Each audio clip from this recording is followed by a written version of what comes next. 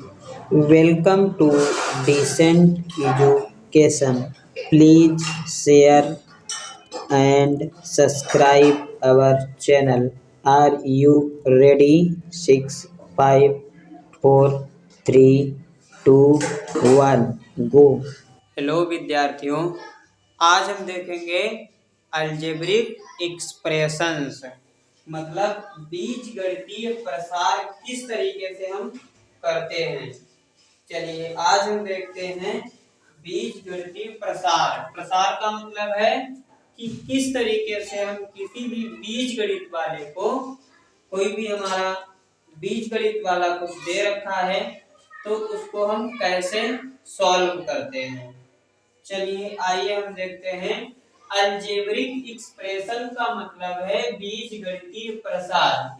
आज तक आप लोगों ने एक इस तरीके का प्रसार देखा होगा, जैसे हमने यहाँ पर कोई नंबर लिखा है 5 4 3 2 1, हमने कहा इसको प्रसार के रूप में लिखो जरा।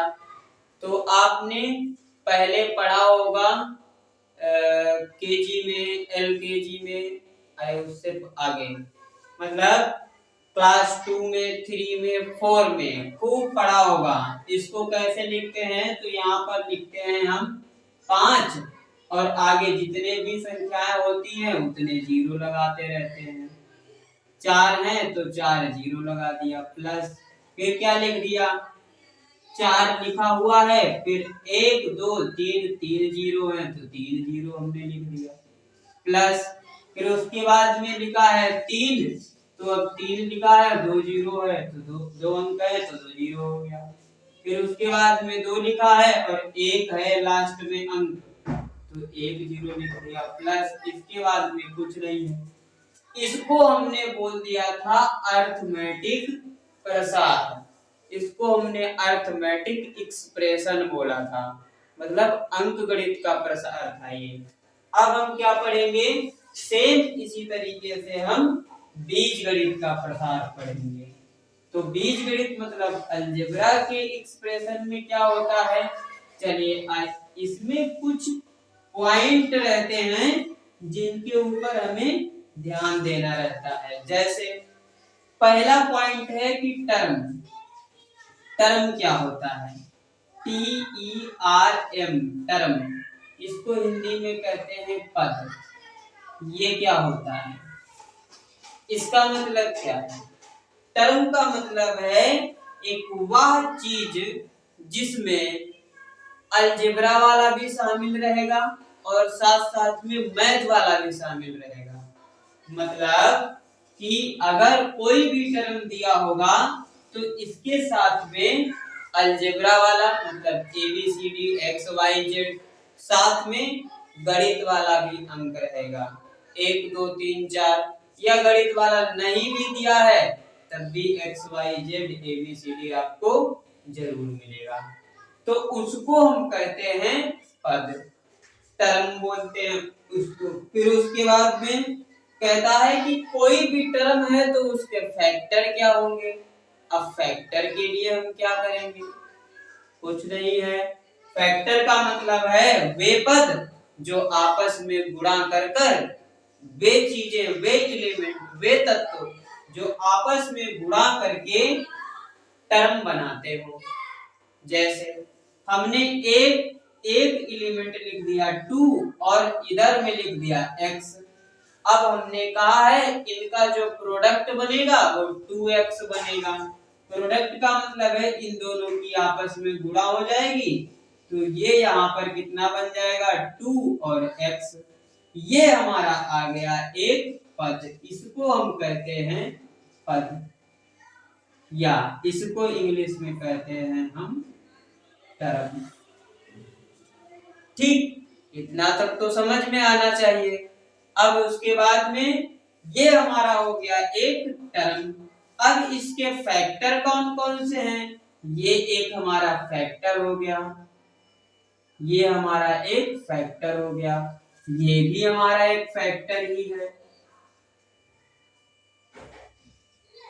ठीक है, ये हमारा फैक्टर है, ये हमारा फैक्टर है, दोनों की मल्टीप्लाई कर दी हमें दोनों फैक्टर मिलकर एक तीसरा पद मिल गया और जिसको हमने कह दिया कि ये हमारा टर्म है और यही हमारा पद है।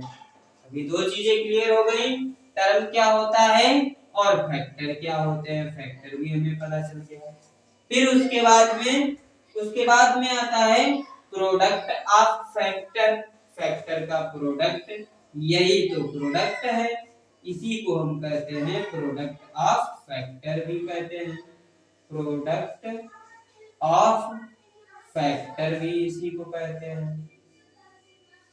ठीक है, ये हमारा प्रोडक्ट ऑफ फैक्टर भी है और इसी को हम टर्म या पद भी कह सकते हैं। ये बात हमारी इतनी क्लियर हो गई। अब आगे बढ़ते हैं, आगे है टाइप ऑफ एक्सप्रेशन। अब देखो, अब मेन चीज यहां से शुरू होगी कि जो एक्सप्रेशन दिया गया है, जो वर्ड वहां पर यूज किया गया है ऊपर, तो इसको लिख देते हैं पार्ट 1, क्योंकि आगे थोड़ा सा ज्यादा हो जाएगा तो हम दो पार्ट में इसको बना लेंगे। पार्ट 1, क्योंकि इसमें मल्टीप्लाई भी होगा, ऐड भी होगा और डिवाइड भी होगा, तो ये पार्ट के हिसाब से चलाएंगे इसको। पार्ट 1 अलजेब्रिक एक्सप्रेशन बीजगणितीय प्रसार।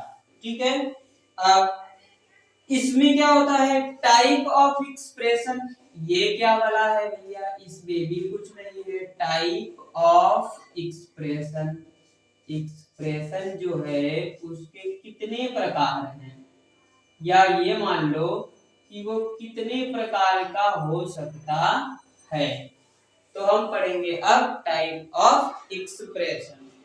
टाइप ऑफ एक्सप्रेशन में ये सिर्फ 3 प्रकार का होता है। कितने प्रकार का होता है? 3 प्रकार का। वैसे तो ये बहुत सारे प्रकार का होता है, लेकिन अधिकतम हम इसको 3 प्रकार तक का ही मानते हैं। जैसे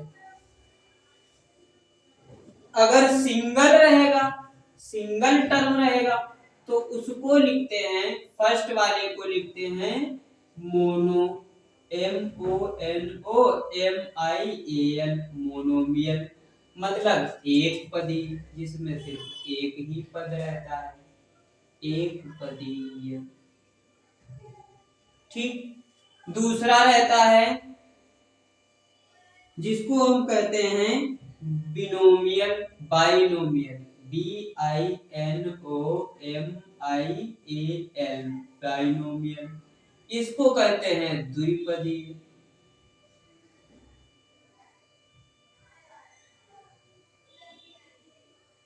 ठीक, और एक होता है ट्राइनोमियल, तीसरा होता है trinomial, TRINOMO, trinomial, MIAL, trinomial, इसको बोलते हैं त्रिपदीय, त्रिपदीय। ठीक, ये त्रिपदी हो गया। अब इनका जरा उदाहरण भी देख लेते हैं। मोनोमियल का मतलब है एक पदी, जिसमें सिर्फ एक ही पद दिया हो। चलो एक पद वाला लिख लेते हैं, मान लीजिए यही लिख दो, एक पद हो गया। इसमें दो पदी में क्या होता है, दो पद होने चाहिए, मतलब 2x + 3 या कुछ भी, और कुछ भी लिख सकते थे, या एक ये मान लो, दूसरा तुम इसको लिख लो 3x + 5a, ये भी हो गया द्विपदी। ठीक, और इसमें त्रिपदी में 3x + 2a + 3, ये हो गया 3 पद वाला हो गया। और एक और लिख लेते हैं इसमें 3x + 4y + 3, ये भी हमारा 3 पद का हो गया। ये सारे देखो, इसमें एक पद है तो एक पदी बोला, इसमें दो है, एक दो, एक दो, तो ये अलग है, ये अलग है, और इसमें 3 है, ये 3 अलग है और ये 3 अलग है, क्योंकि बीच में कॉमा दिया रखा है। ठीक है, इतना समझ में आया? अब अब एक चीज समझते हैं, टर्म जो थे उसमें लाइक टर्म और अनलाइक टर्म कब बनता है। ये भी एक अच्छी आफत है कि लाइक टर्म और अनलाइक टर्म छांटो। ये क्या है, चलो इसको भी देखते हैं। लाइक टर्म और unlike term, like term and unlike term.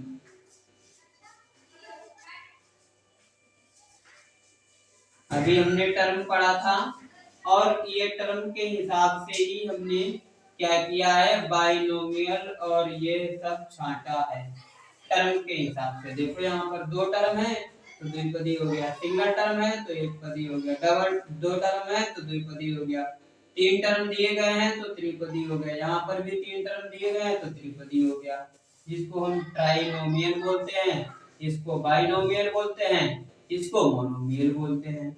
Like term और अनलाइक टर्म ये क्या होता है, ये थोड़ा सा सही है और इसको ठीक से समझना है। लाइक टर्म और अनलाइक टर्म क्या होता है। अच्छा, अभी लाइक की बात की जाए तो तीन चीजें लाइक अनलाइक में आती हैं। पहला, फ्रैक्शन में भी होता है लाइक अनलाइक, फ्रैक्शन में होता है। फिर दूसरा डेसिमल में भी होता है, डेसिमल, यहाँ भी लाइक डेसिमल अनलाइक डेसिमल चलता है। यहाँ फ्रैक्शन में लाइक फ्रैक्शन और अनलाइक फ्रैक्शन। फिर उसके बाद में ये तो हमने लिखा है तुम्हारा अलजेब्रिक में, अलजेब्रिक एक्सप्रेशन में, अलजेब्रिक एक्सप्रेशन में यहाँ भी लाइक टर्म और अनलाइक टर्म होता है, ये हमने ऊपर लिखा हुआ है। ठीक है, तो क्या होना चाहिए, फ्रैक्शन में लाइक वाला कौन सा रहता है, जिसका भी नीचे वाला हर वाला समान रहता हो, जैसे 1/2, 3/2, 4/2, 5/2, 11/2, मतलब नीचे वाला टर्म जो है वो बिल्कुल सेम रहना चाहिए। तो ये हो गया हमारा लाइक फ्रैक्शन। ठीक, तो हमने फ्रैक्शन की बात कर दी तो इसलिए हमने बता दिया, ये लाइक फ्रैक्शन का एग्जांपल था।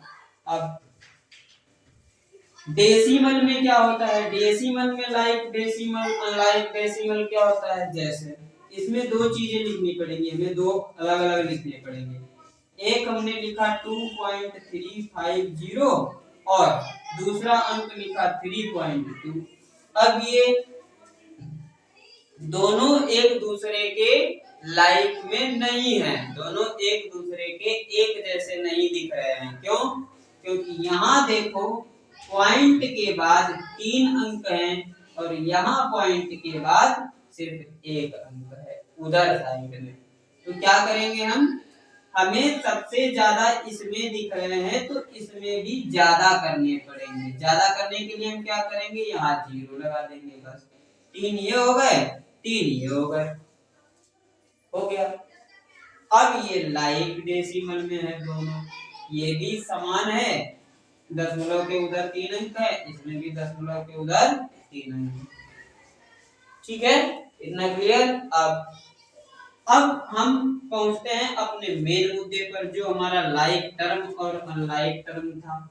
लाइक टर्म क्या होता है, लाइक टर्म में क्या होता है कि जितने भी टर्म दिए होते हैं उनमें, जितने भी टर्म दिए होते हैं, जैसे यहाँ पर लिखा है 3x ये, और यहाँ पर लिखा है 5y। ठीक, अभी देखना, दोनों ध्यान से देखना, ये 3x लिखा है, यहाँ पर 5y लिखा है, क्या दोनों एक दूसरे के लाइक में हैं? नहीं है। क्यों?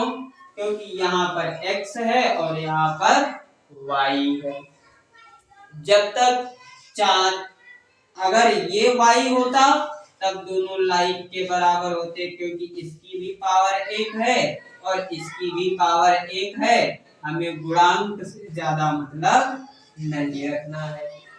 जिस तरीके से हम पॉइंट वाला अभी देखे थे कि पॉइंट की इधर वाली वैल्यू से हमें नहीं मतलब था ज्यादा, जितना उधर वाली वैल्यू से मतलब था।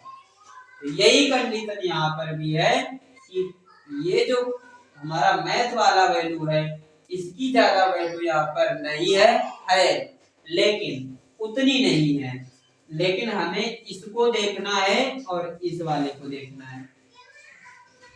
इसकी पावर में कितना है, इसकी पावर में कितना है, यहाँ पर भी एक ही है, यहाँ पर भी एक ही है। तो एक और एक इन दोनों की पावर को देख रहे थे हम।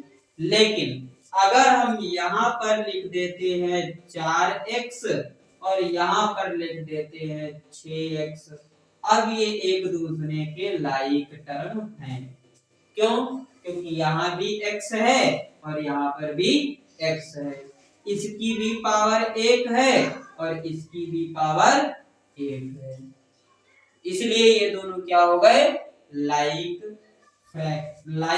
टर्म में हैं। ये दोनों लाइक टर्म में हैं, लेकिन ये और ये लाइक टर्म में नहीं है। क्यों? क्योंकि यहाँ पर y है और यहाँ पर x है। या तो यहाँ पर x होना चाहिए था या यहाँ पर y होना चाहिए था। अच्छा, इन्हीं चारों में एक चीज और देख लेते हैं। इसके ऊपर स्क्वायर लगा दिया, इसके ऊपर क्यूब लगा दिया, क्या ये अभी लाइक में है? नहीं है। क्यों? सर यहाँ पर तो y की पावर क्यूब है, यहाँ y का क्यूब है, यहाँ x का स्क्वायर है। पहली तो बात है कि ये x है और ये y है, इसलिए ये नहीं हो पा रहा है। अगर नहीं भी हो पा रहा है, अगर यहाँ पर हम x कर देते हैं, आप बताओ बेटा अब क्या होगा? अब भी सर इसकी कंडीशन फुलफिल नहीं हो रही है। क्यों? क्योंकि यहाँ पर x तो है, यहाँ पर भी x है, लेकिन सर ये पावर देखिए, यहाँ स्क्वायर है और यहाँ पर 3 है, क्यूब है। तो अब तो गड़बड़ है कहानी। अब कहानी गड़बड़ है तो फिर ये अनलाइक टर्म हैं। लाइक टर्म कौन से हैं? नीचे वाले, ये दोनों लाइक टर्म हैं, क्योंकि यहाँ भी x है और यहाँ पर भी x है। इसकी भी पावर 1 है और इसकी भी पावर 1 है। अब समझ में आया कि लाइक और अनलाइक टर्म क्या होते हैं। ठीक है। अब इसी में हम थोड़ा सा और देख लेते हैं कि